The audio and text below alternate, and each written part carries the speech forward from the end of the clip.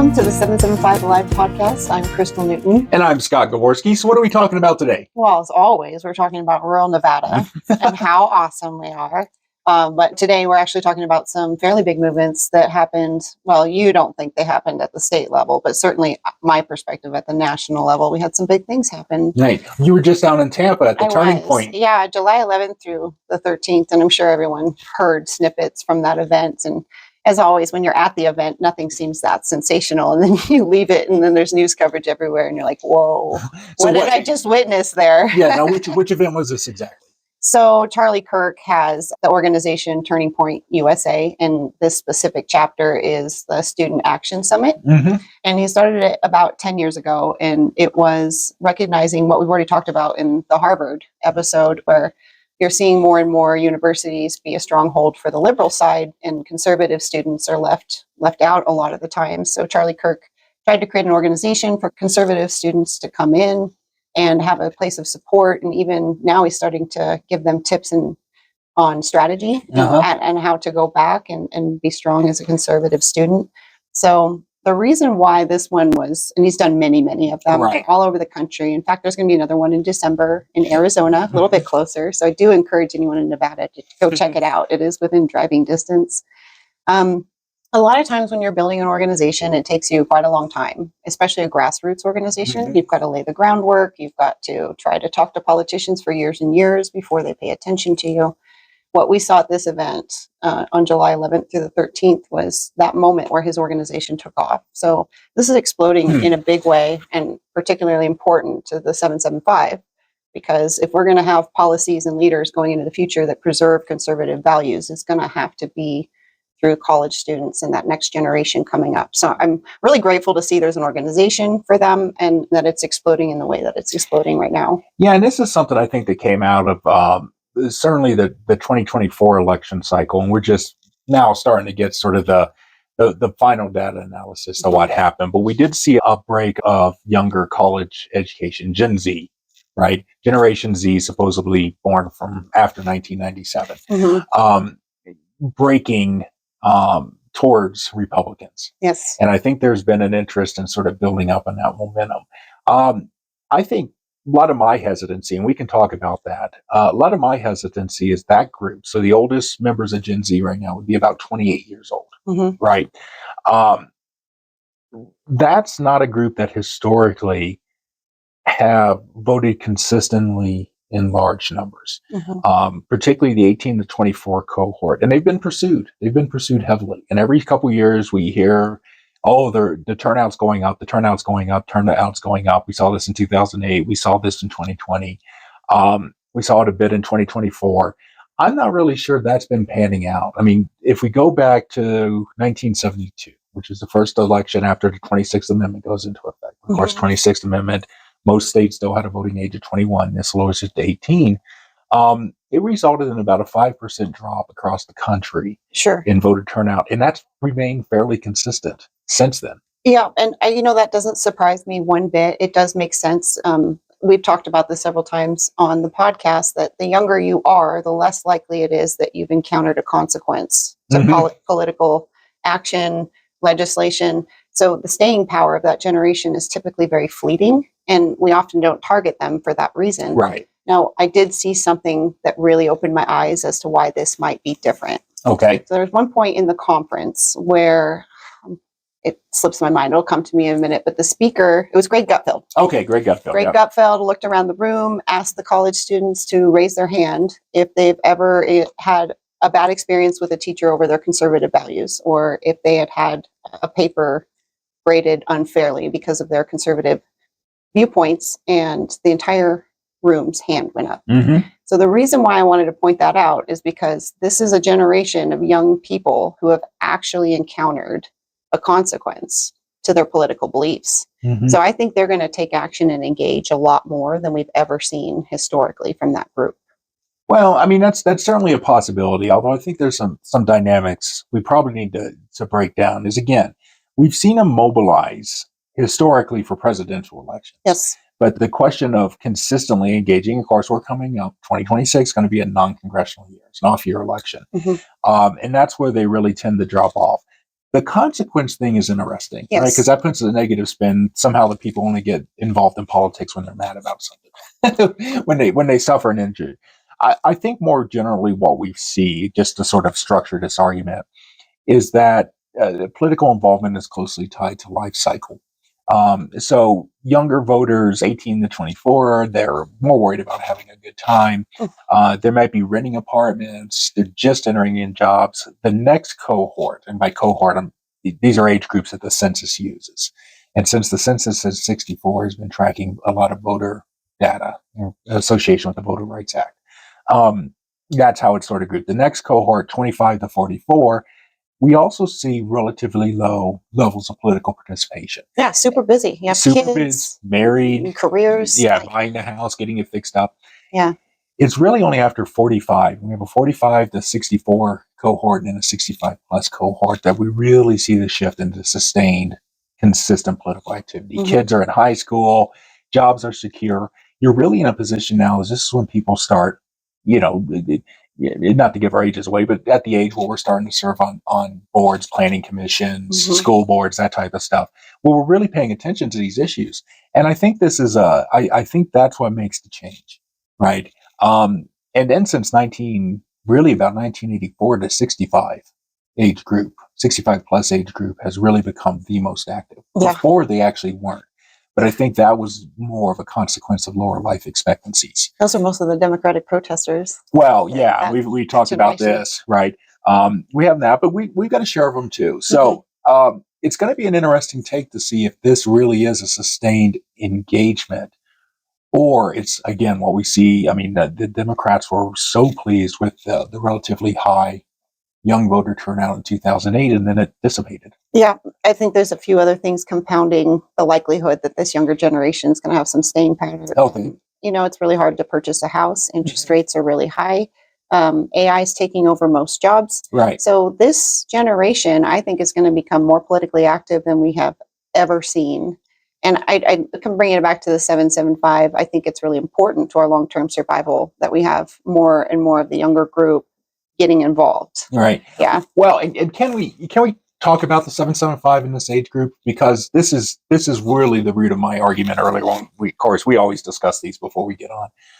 But one of my things is that, ironically, that Gen Z group, which is really the focus of Charlie Kirk, and it's really the focus of a lot of efforts right now among county parties here in rural Nevada. The problem is that's also the age group that we're often missing in the rurals, because that 18 to 24, they leave either for college, military service, job training, whatever. And if you look at all the demographic data, those population pyramids that tell you if your population is aging or whatnot, every rural county in Nevada, and I would say rural counties across the country, have this sort of carve out in that 18 to 24 age group because they disappear. Now, in Elko, at least, a lot of them come back. That's not the case in other rural counties. Yep. But that creates an interesting issue that, from an urban perspective, and again, Charlie Kirk and Turning Point are urban-based operations, it might make sense to see a sustained development. I'm not really sure how effective that's going to be in the rurals. Well, I don't think it'll be a direct impact, but in terms of long-term survival and overall strategy, we do need to start seeing this younger group come in and take ownership and start to push back, because they were super. I'd never seen them hyped up in this way, and I'm glad that Charlie Kirk has forged this new pathway, because traditional Republicans was saved for the older group and the wiser of us, and they convene and they meet and they do the bylaws, and it's the most mature of us, and we really haven't laid out a pathway for younger people as Republicans. And this has been one of my biggest concerns about Trump's victory in 2024. One could say it really wasn't a Republican victory so much as it was a Trump victory. And if Republicans want to keep that victory and that momentum, we're going to have to start to carve out spaces for these other generations. And I see Charlie Kirk's organization is he's actually carved the space out. And you could see it in all the kids' eyes. They were the cool kids. Like, they're no longer the boring Christians that everyone's like, oh, you're a goody two-shoes. They're getting angry and they're getting motivated. And it's a new brand of Republican and conservatism that I haven't seen yet, but it might just be the magic sauce that makes the Republican Party survive in the long term. Well, let me ask you this, because you're so wonderful about putting 3 or 4 things together into a statement. That I'm just letting you pick one. Yeah, pick one. One you like. Well, let's start with this one. Okay. Do you think if we would have looked at young Americans, say in 1968, that they were going to be politically sustaining to the Democratic Party? I don't know. I don't have the bandwidth. I wasn't alive in that. I mean, that's where I derive most of my knowledge about people is my lived experience. And that's just a little too, I don't know what the dynamics were back then. Well, wasn't it that kids were to be seen and not heard? Well, no, not so much that, but I'm talking about the baby boomers today that are protesting on the streets. They were protesting in '68 against the Vietnam War, against for civil rights, against the denial of civil rights. Let me be clear about that.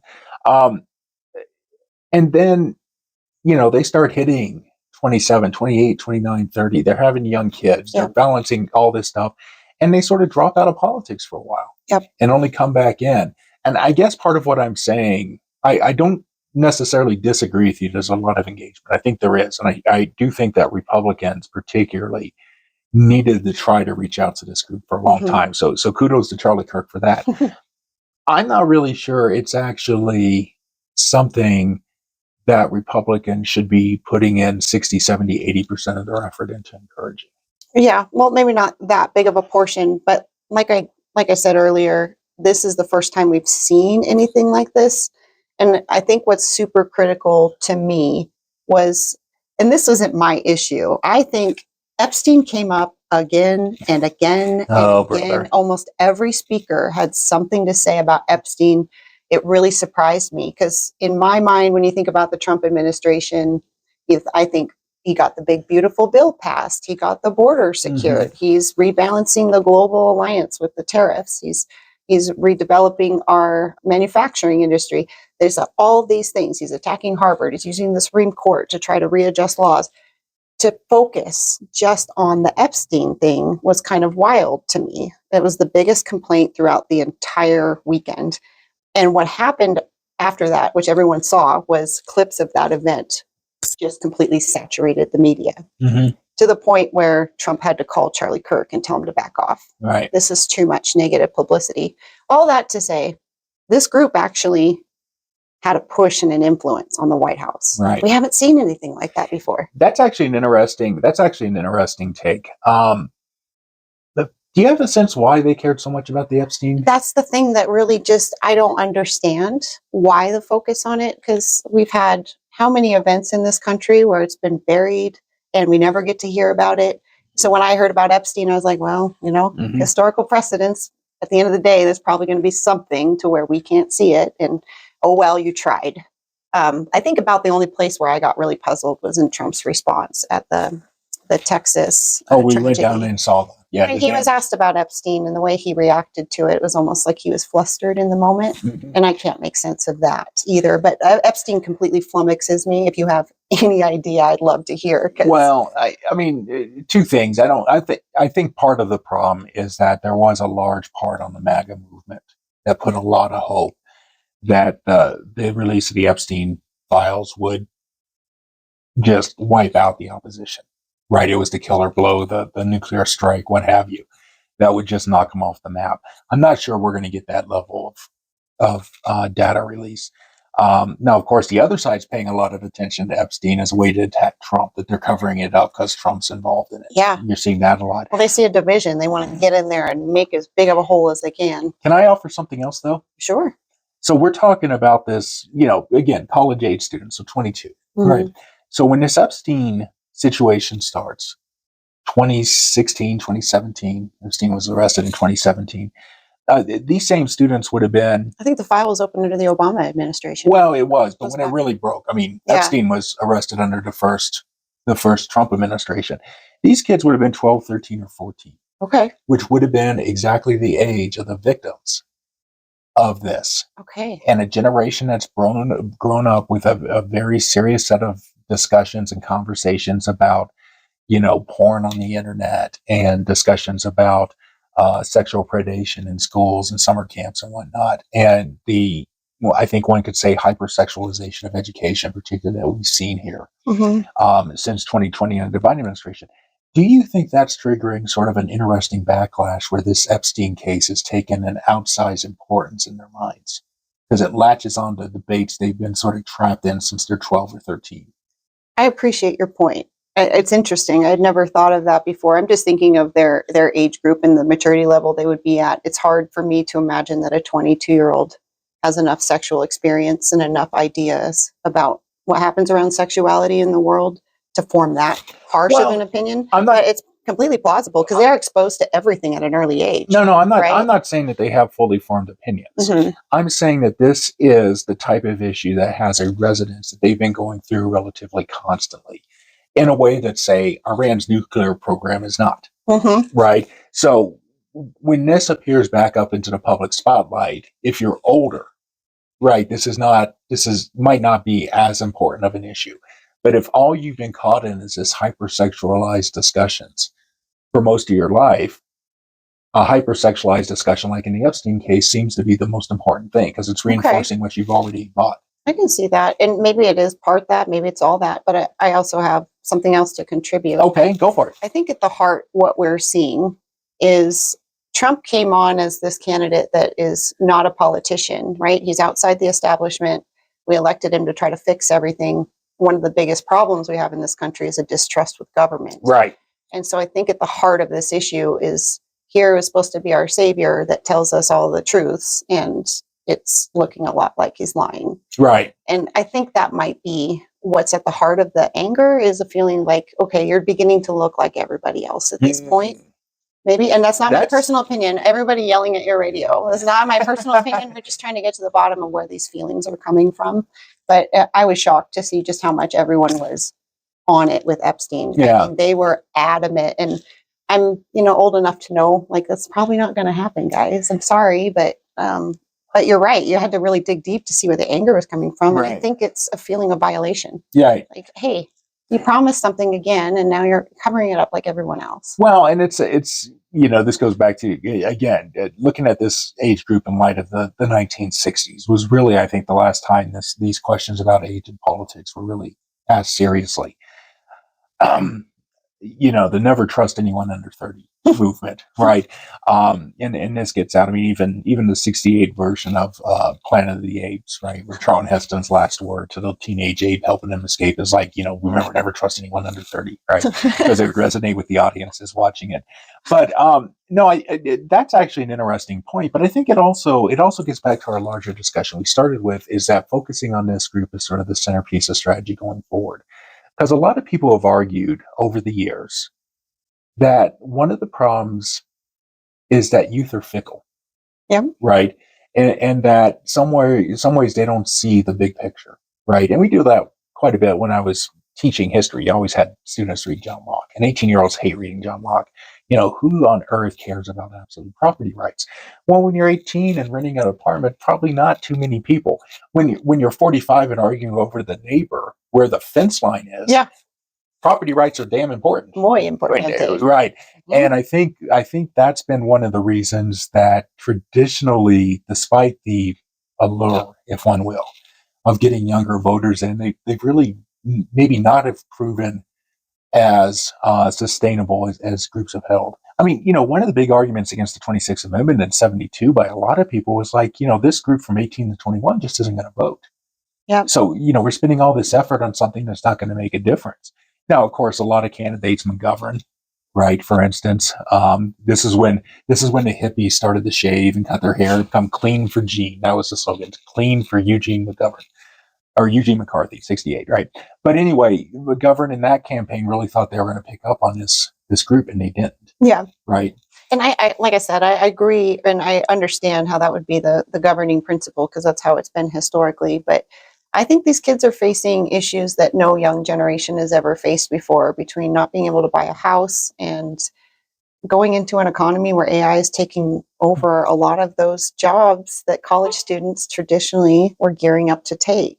Mm-hmm. And so maybe facing the prospect of no job, no ability to buy a home, and then having your government still lie to you. Mm-hmm. That all, I think, contributes to the staying power of this next generation, I think. Well, I think there's a couple things, but partially, I think you are right that this is culminating in a distrust of government. The Republicans are really going to have to grapple with, the same time they're grappling with, in my view, their fundamental problem is they have to show they're a governing party. Mm-hmm. They've proven themselves for 50 or 60 years to be a pretty good opposition party. Yeah. But now they have to actually govern. And not letting people become distrustful of you is going to be part of that. But a couple of these issues, I think, so the house buying issue is not an eternal issue, although it is an expectation. I mean, home buying really on large scale is only a product of the Second World War in the U.S. even, mm-hmm. right? The jobs thing is more interesting, and this crosses over in some of the memes you've heard about, particularly the State Department employees being laid off. When Joe Biden told the coal miners that he was threatening the layoff during the 2020 campaign. Well, just learn the code. Well, now the AI is doing the coding. Yeah. So that's not even an option if you're looking on this job market. Yeah. And that's a series of comments that was made within the sort of collective memorance of this generation. And that, you're right, that might be doing a lot of damage to how they perceive politics and what society's promising them. It's got to look scary from their perspective. Mm-hmm. I mean, I've kind of caught on to this the last few months. I'm looking at the trajectory of AI, and it's taking up more space every week. Mm-hmm. Every week, to the point where we could be reaching the end of the year and unemployment numbers are really tanking Trump's administration. Mm-hmm. And no fault to Trump at mm-hmm. all. And by the way, I'm not disillusioned by Trump's policies or the Epstein files or anything. I love the work that he's done. I'm just, you do have to, when this much attention is being put on one thing, you kind of have to dissect it. I'd rather not talk about Epstein. I'm aware that people like him exist in the world, and I do my best to avoid them and not think about them. Right. But I guess the rest of the world is maybe a little more shocked than I am and really wants some kind of justice.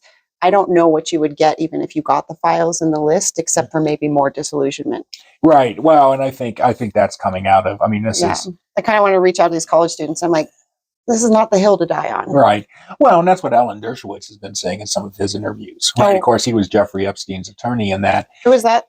Alan Dershowitz? Yeah. Yeah, he's a long-term legal scholar that gets interviewed regularly, but he had been Jeffrey Epstein's attorney when he was put on trial. And Dershowitz, who is under court orders, right? I don't want to get too deep into this, but Dershowitz's comment is like, look, what's left in those files is stuff that pretty much everybody already knows. Yeah. Right. And that there's really nothing new from what he's seen. He can't talk about it, but he was like, a quick bit of investigative journalism will pretty much outline everybody in it. So for instance, Andrew, I think everybody knows that Prince Andrew is in the files, and that, that's not going to surprise anybody. No, he couldn't have been, because he couldn't sweat, remember? Oh yeah. Well, that being said, but I do think this is something that does get us back to this discussion about politics, is that one of the arguments, so if we look at the Constitution, just bear with me a minute. One of the interesting things about the Constitution is, of course, you have to be 25 to run for the House of Representatives. Yes. 30 to run for Senate, right? House of Representatives, you serve 2-year terms. Senate, you serve 6-year terms. Mm-hmm. The whole reason that's set up is, and we have voluminous writings from the founding fathers on this, and the Constitutional Convention and whatnot, is that they expected younger people that would be able to occupy the House of Representatives to be more likely to fall victims to fads. Okay. Trends. Hot issues.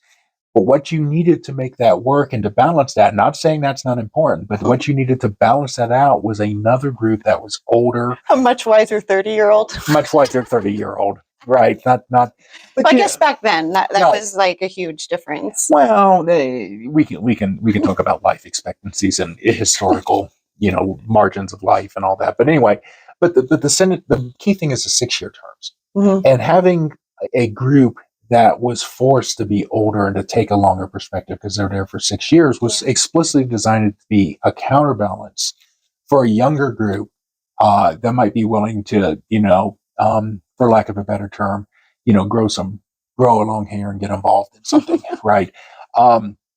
And I think that's that's always been a problem with these sort of generational dynamics, is that the appeal of those fads has to be counterbalanced, mm-hmm. right? And likewise, the fad and the trend needs to be considered, because that, you can make laws all day, but if they're not congruent with culture and society, they're ultimately going to fail. So in some ways, you really do need to make sure. It seems like a social issue and a preference, but I mean, this is our society, right? We're governed by these things, the trends and stuff. So that's a brilliant way to set it up. I didn't know that it was set up on purpose for that. Right. Well, and you brought up, I wasn't trying to interrupt you, because you brought up an interesting thing about, if it matches the culture and society. And I think this is one of the dynamics we're seeing, because it was really that baby boom generation was the first generation that grew up with the specific idea there is a youth audience. Yeah. Right. They're a group that starting in the 50s, TV ads are targeting to and whatnot. And that's continued up to today. When we talk about TikTok or whatnot, in some ways, we're just replicating a lot of the same arguments that people made about TV in the 1950s. Right. Yeah. And one could go back further. There is some of this in Bing Crosby's early career all the way back into the 20s. But the point is culture predominantly structured around the youth? And why is that? Is it a natural consequence? Because we're dealing with aging societies. We have a much smaller youth population in the country now than we did, say, as baby boomers. But is that group still defining what the culture is? Well, it's weird how we've changed, because like I said earlier, way back when the culture was children were seen and not heard. And now we have this culture where everything a child utters must be treated as like the word of God. Like, this child is prophetic or something. And I'm like, this is a young mind. It hasn't been developed. Don't give it too much credit. But that's just my personal attitude. But it has changed quite a bit. I don't think it's your personal attitude. I think we could actually show a lot where this dynamic. Let's take two examples. Well, I just wanted to say a good clear way to see how culture impacts laws is to say, look at the laws of Iran. Could you just cut and paste them onto American society? Oh, no, you couldn't. It would never work. It would fail. Right. And you could make it the law of the land, but it's not compatible at all, and it will fail. That's the thing. But can you take a law or a culture for 20-year-olds and put it on a society that's predominantly older? So the average median age in the U.S., half above, half below, right now it's just under 40 years old. But there's this emphasis on a group that's 15 years younger than that. And that they're the future. Well, that group that's now 40 can look forward to another 25, 30 years of really and they're larger. And that's really a key thing. They're a larger group. And, I think we're seeing this a bit in like debates over DEI and woke culture, right? Where the presumption, the people watching this, their generations coming up, they just accept these. Except not only might that generation not accept it, but the people in power now certainly don't. Yeah. And there's a few more influences going on that weren't going on in any other generation. The young people's ability to utilize a social media platform and reach a big audience is huge. Right. No previous generation has had that kind of a platform. So they might have some outside influence from that perspective. But I'm also wondering, who do you think, what age demographic is out there protesting and creating the violence that we saw most recently? Not the King's protest, because we know that was the older generation, but the ones that were actually setting Waymos on fire, things like that. Now, if this new generation is willing to engage in violence like that, that's also a game-changing thing that can really pull the influence of society. Well, because the rest of us are like trying to work and live a decent life. We're not trying to burn things down. We see someone try to burn things down, we go, it makes us stop and look. And they're getting so much more attention than any other generation. So they may have that inverted influence that you're so sure can't happen. Well, no, it's not. No, it's not that I say can't happen. What I'm saying is I'm not really sure it's a strong basis for policy. That's fair. Now your point about which group is committing a lot of this violence, yes, I would totally agree. It's the Gen Z group. I think, because I can't imagine a 70-year-old burning a Waymo down. There are some. I mean, there's really the people that were attacking. It was the older generation that didn't know that Teslas, for instance, had the security cameras. Oh. So you see a lot of them defacing the Teslas, right? They got out of that game. They're like, well, but that days. reflects something. That's what I was going to say. So you could just throw a brick through the window anonymously. Those days are gone. But what I would argue is that if you look back historically, it was always that age group that was protesting. I don't think that says anything different about age groups as much as it just says something about the fact that it's young people who have a lot of excess energy and time Yeah. going back to The this time is the big thing. They don't have their careers yet. They don't have their kids yet. They have all the time in the world. But Yeah. you also have this thing, going back to this Epstein question might be a good way of getting at this, right? Mhm. Because one of your things that you were flummoxed about with Epstein, you have all this other stuff going in the world and they're focusing on releasing these files. Yeah.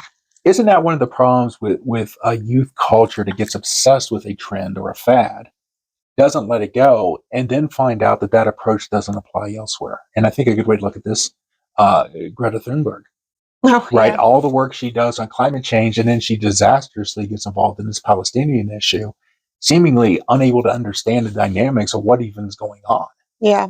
right? And to your point, that's an example where an incredibly successful Gen Z, like she's very, very successful in getting, we all know her name. Right. That's an indication she's been successful. But in terms of real world outcomes, absolutely nothing. Right. So it kind of was, it's like that social media generation. She got the penetration, but no actual traction in policy, Right. no movement actually took place. Right. So that is an interesting dynamic. Or if we could use the young generation's lingo, they just got the views, but not the engagement. Okay. Right. Yeah. But sorry, podcast joke, folks. But this is an interesting dimension, I think, because one of the things we're debating about, I think that you want to make with this Turning Point conference you're at, is that this is the generation that's going to be stepping up and leading the party. I'm not sure that's the case. I think the next group of party leadership is going to be that group that's coming up that's roughly between that 35 to 45 age group. Taking office. Taking office, but they're also the age group out here in the rurals that are right at the age where they're going to be stepping up for county political parties, where they're going to be stepping up into, they're starting to hit points in their career where they're doing management, they're doing the public outreach for companies. They're the ones that you send out to do on the radio because they have that combination of youthful energy and gravitas, right? Yep. That's the generation that comes up. And I don't think that generation was very much like the group that Charlie Kirk's. No, it's not. But in terms of what I saw the influence that took place, I mean, you had half of Trump's top people come Right. to that conference. That spoke a lot to me. Uh-huh. And then the actual energy in the room and the anger, that spoke a lot to me. But then finally, what all solidified it and hit it home for me was Trump had to actually respond Right. to everything coming out of that conference. So maybe they won't take office, but they're certainly they've demonstrated that they have an influence on the US presidency. There's something to be said about that. Right. And where does that go? How do they use it? Maybe it'll be another Greta Thunberg, Right. where it's like, yes, you captured headlines for a week, but then, next week, what are we going to be talking about? Probably not this. And behind the scenes, you're going to have a lot of people who are much older than this group just sort of shaking their heads and like, okay, what did the job numbers look like this week? Because that's what we really need to concentrate on. Yeah. Right. So it's an interesting perspective, and I do think, again, I'll point out that you and I both come from two of the youngest counties in Nevada with age groups under 18, which is what we've been really worried about because supposedly the rurals don't have children. You just had that census. Supposedly. Infographic that came out that over half the counties in the U.S. have more people over 65 than they have children under 18, which is not sustainable. We're bucking that trend, and in the rural community to boot. But it is interesting to see that's what so much focus has been on in terms of trying to determine the way forward. And again, I personally tend to attribute to the fact that we've got a 50, 60-year-old system that's breaking down. Yeah. And so this young generation is sort of outside, can't make any sense of it. You have an old generation that's desperately clinging to it. And I think you have a lot of people like us that are trying to reach the center and going, what's up with this? Well, and that's just the thing is it's kind of been left up to private parties, like what Charlie Kirk set up, what we're trying to do. It's really been left up to outside institutions to try to bring in all these different groups into the Republican Party. And it's a difficult thing to do, but I think that they demonstrate they have influence and they have the energy, and what they do with it going forward, we'll see. Yeah. Well, we will have to see. So that was a super exciting weekend for me. But while I was there in Tampa, you were at the state meeting. Right. And State Republican Central Committee meeting. Yeah. And the rurals, did they pick a new board? Yeah, well, it was officer elections, which under our state party bylaws take place in the odd years in elections. So there's 17 counties. There's 17 counties, state of Nevada. 15 of which are considered rural. 15 are rural. Because remember, Nevada defines counties by population. Yeah. So urban has 100,000 or more. Anything under 100,000 is rural. So, which is a really odd definition because like Carson City's rural, even though it's almost all city. But anyway. Yeah. And so when it comes to looking at the state party for Republicans, you kind of have this big fat cat that's Clark County, Las Vegas, and then you have a little bit smaller fat cat that is Washoe and Reno. And then you have this third coalition of rurals. And they picked their leadership last weekend. Right. Rural Caucus. Who all showed up? Did the governor show up to that one? No, the governor wasn't out there. He did send his political director. This wasn't as big of a conference as the one in Carson City that we were at back in April when the legislature was in session. And to be honest, I think as disastrous, if I think I could use that word, this legislature was, I think a lot of people were just exhausted and wanted to stay away. But no, it was interesting in the fact. So, we elected new leaders for a rural caucus, and they were pretty much across the age range. Yep. I'm heading up the new leader is Scott Keller. Scott Keller out of Lyon County. He's a commissioner. Was he a real estate agent? Oh, I don't remember what he did before. I don't remember what his background is. But he's been a county commissioner for a number of years. Oh, that's right. That's right. So he's sitting on the county commission now. The most charming man you'll ever meet. I met him several times at Lincoln Day dinner, and I didn't know he was a commissioner. He doesn't bother to tell you. No. He just talks to you like a normal person, and then somebody like, "He's a commissioner." I'm like, "What? Why did you say something?" He's like, Yeah. He's awesome. And is he in Philadelphia right now? Well, he went the weekend, so he got elected and immediately left the meeting and got on a plane to Philadelphia because the National Association of Counties is meeting, so he had to go represent that group on the other side of the country.